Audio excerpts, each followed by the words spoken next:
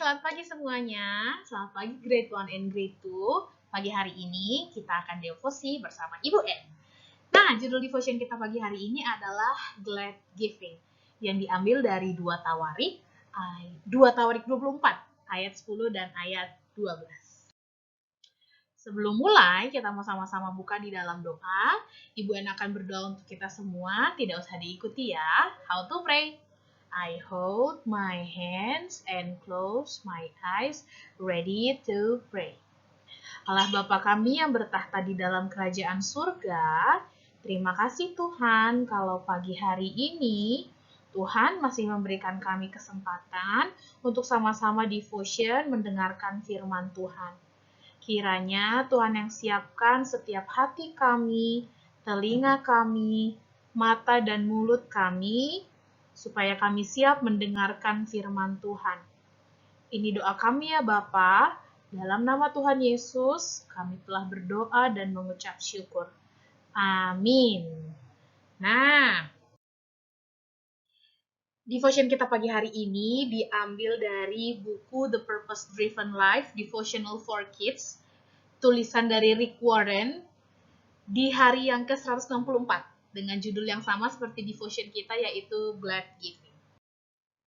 Nah, sebelum mulai mendengarkan firman, kita mau sama-sama baca dulu ayat bacaan kita pagi hari ini, yaitu 2 Tawarik 24 ayat 10 dan 12. Ibu N mau kita semua baca bersama-sama ya. Ayat 10 dan 12. 1, 2, 3. Maka bersukacitalah semua pemimpin dan seluruh rakyat. Mereka datang membawa pajaknya dan memasukkannya ke dalam peti itu sampai penuh. Raja dan Yoyada menyerahkan uang itu kepada mereka yang memanduri pekerjaan pada rumah Tuhan. Mereka ini mengupah tukang-tukang pahat dan tukang-tukang kayu untuk membaharui rumah Tuhan, juga tukang-tukang besi dan tembaga untuk memperbaiki rumah Tuhan. Oke, puji nama Tuhan. Nah, kamu pernah nggak atau coba kamu bayangkan, kalau kamu suatu kali kamu menabung uang jajanmu, kamu dikasih uang oleh mama papamu dan kamu tidak pakai jajan, lalu kamu tabung uangnya. Lalu suatu hari ketika kamu pergi ke gereja, mamamu bilang gini, Kak, atau Dek, atau Nak, uang tabungannya dikasih ya untuk persembahan. Semua uang tabungannya kamu kasih ya ke persembahan. Bagaimana perasaanmu ketika kamu disuruh memberikan uang yang sudah lama sekali kamu simpan untuk persembahan? Maukah kamu memberikan seluruh uang tabunganmu untuk diberikan ke persembahan? Pertanyaannya, kenapa Ibu N kami harus memberikan uang kami kepada gereja? Kenapa gereja butuh uang?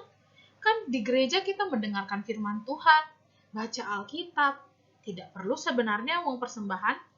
Nah, uang persembahan yang kamu berikan itu biasanya dipakai untuk memperbaiki barang-barang yang rusak di gereja. Ketika kamu datang ke gedung gereja, kamu pasti duduk di kursi. Ada atapnya juga. Ketika bagian-bagian dari gedung gereja itu rusak, yang dipakai untuk memperbaiki adalah uang persembahan. Selanjutnya adalah orang-orang yang bekerja di gereja juga membutuhkan biaya untuk hidup, untuk mereka makan, untuk menyekolahkan anak-anaknya. Jadi uang persembahan juga diberikan untuk itu. Ketika kamu datang ke gereja, pasti ada yang namanya koster atau penjaga gereja yang membantu kita untuk menjaga gereja walaupun kita tidak sedang beribadah. Seperti sekarang, misalnya, pandemi seperti ini, koster atau penjaga gereja itu mereka tetap menjaga gereja. Mereka tetap membersihkan gereja. Dari mana mereka harus hidup? Uang hidupnya mereka itu akan diambil dari persembahan yang kita berikan. Belum lagi tugas kita sebagai gereja adalah melayani sesama kita. Misalnya, banyak gereja-gereja di zaman yang COVID-19 ini, mereka pergi membeli sembako untuk diberikan kepada orang-orang yang tidak mampu. Dari mana gereja bisa membeli sembako itu? Dari uang persembahan. Nah, keadaan gereja, gedung-gedung gereja perlu diperbaiki itu sama seperti keadaan rumah Tuhan pada zaman Raja Yoas. Sebelumnya rumah Tuhan ini keadaannya rusak sekali. Makanya Raja Yoas akhirnya bersama dengan imam kepala yaitu Yoyada meletakkan sebuah peti dan meletakkannya di depan gerbang rumah Tuhan seperti yang ada di gambar. Nah, peti ini gunanya untuk apa? Saat zaman Raja Yoas itu, peti ini dipakai untuk orang-orang memberikan persembahan untuk memperbaiki rumah Tuhan. Kalau kamu lihat di gambar itu, di bagian belakang, ada beberapa tukang-tukang yang sedang memperbaiki. Tukang-tukang itu memperbaikinya menggunakan uang persembahan yang diberikan rakyat di dalam peti yang sudah disiapkan Raja Yoas dan imam kepala Yoyada. Dan yang menjadi catatan di sini, seperti yang tadi ditulis di ayatnya yang ke-10, rakyat itu memberikan persembahan dengan sukacita. Tidak ada paksaan. Coba kamu lihat di situ, mereka memberikannya dengan sukacita.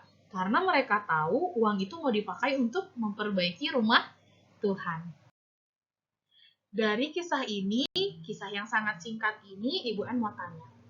Apakah kamu mau juga memberikan persembahan seperti yang dilakukan oleh rakyatnya Raja Yoas dengan enggan, dengan susah, dengan berat hati, atau kamu memberikannya dengan sukacita?